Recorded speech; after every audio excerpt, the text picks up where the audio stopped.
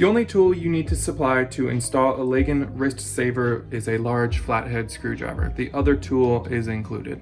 First thing we need to do is remove the thumb hook that's already on the instrument. Some saxophones will have this teardrop shaped piece. Some will have just a screw. It doesn't matter either way. Take all of this off, leave it together, and set it to the side. The wrist saver comes partially assembled, so we're going to hold on to this wheel and unscrew this small piece. Now we turn it over, and this small piece comes up underneath, and I'm going to hold it in place with my left index finger. The thumb hook that we took off the instrument gets screwed into this spot now. I will usually start by hand and then move to the screwdriver for this part. Again, if there's a teardrop, use it. If not, that's fine. It depends on the make and model. So I'm just going to get this a little bit snug, not tight yet. Now the whole bracket gets screwed onto the instrument by hand. So lay it on top, and then with your thumb and index finger, you can screw it into place, and the whole thing stays on. Now we just need to use this small wrench to take up this little bit of side-to-side wobble.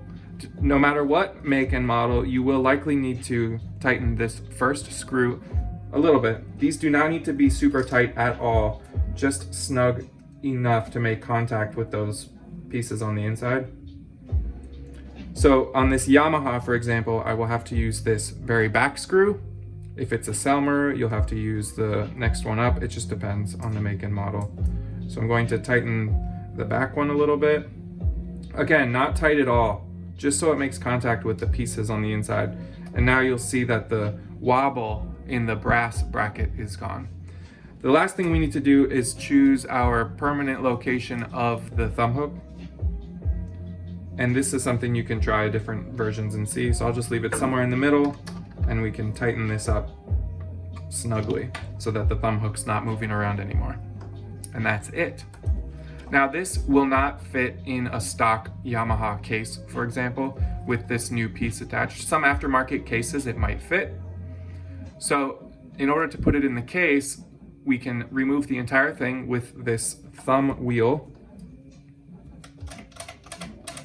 and put it all back into the included velvet bag.